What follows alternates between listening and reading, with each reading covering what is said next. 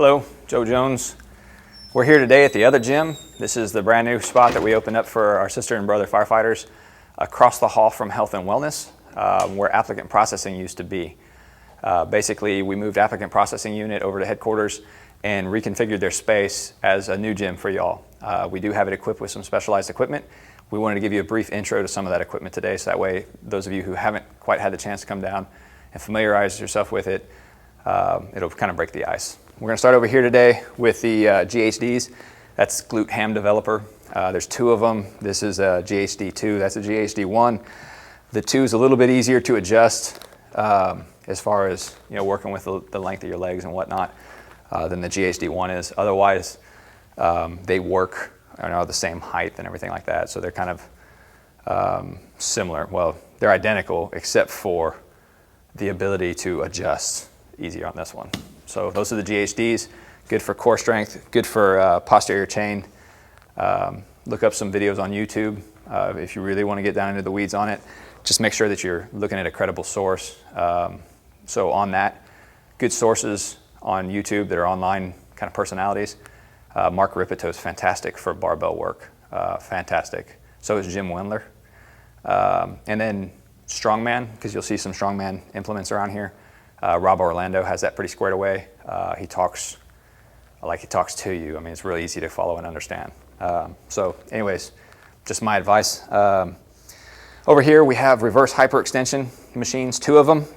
These are fantastic. Specifically, we bought these specifically because the #1 injury in firefighting, our profession, is back injuries. So these are fantastic for lower back strength, glute, hamstring, erector spinae, all that, tying it together.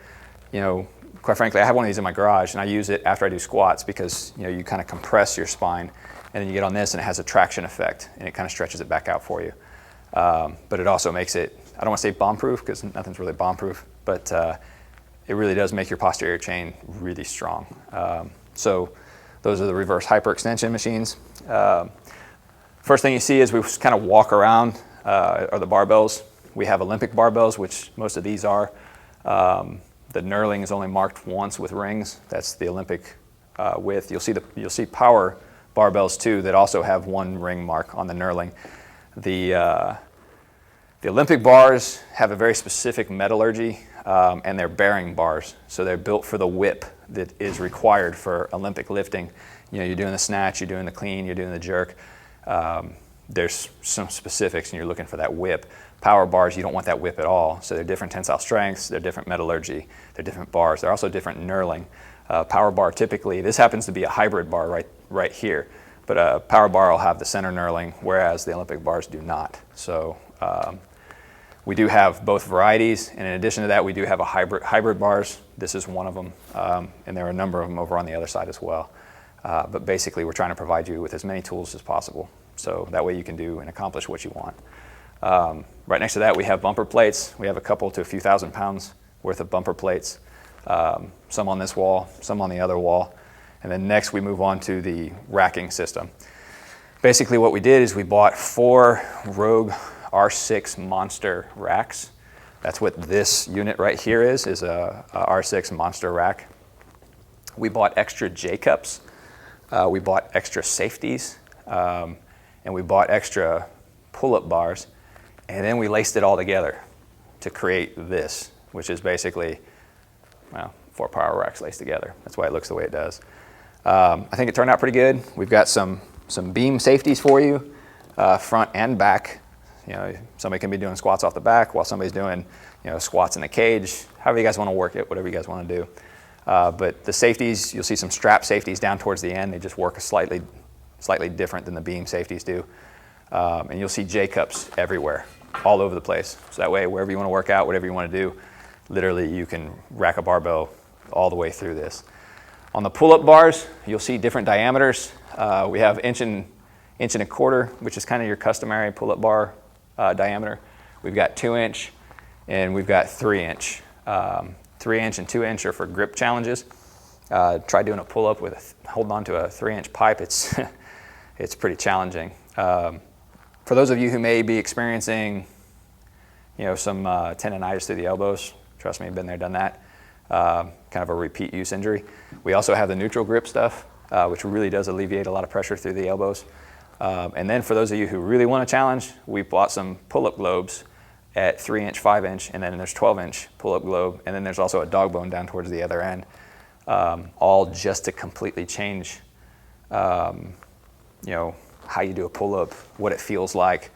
Changes the musculature a little bit, definitely changes the grip a lot. So give it a try, see what you think. Right here, you'll see chains hanging.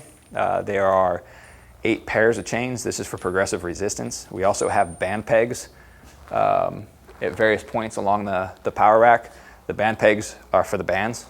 So we have bands for progressive resistance, and we have chains for progressive resistance. And that's just basically something you loop over the end. And then it gets lighter the further you go down, gets heavier the further you go up. We've got a couple benches in here now. We have a couple more on order. And then we have the boxes and stuff like that for you to use, whether you're doing box squats, whether you're doing box jumps. Really doesn't matter, whatever you want to do. That's what they're here for. They're here for you to use. So over here in the corner, we'll get to the tire in just a minute when we talk about the Slater hammer. But over here in the corner, we have a bunch of slam balls. If you've never done a slam ball, it's kind of a blast. You just basically slam it into the ground and try to break it. It's really hard to break them. So, pretty simple movement though. And then as we wrap around, we have a sound bar over there on the ground. So if you have an iPod or whatever your device of choice is, you can plug it into the sound bar and you've got music. So it's not quite so clinically silent in here as it is right now. Looking at some of our specialty bars,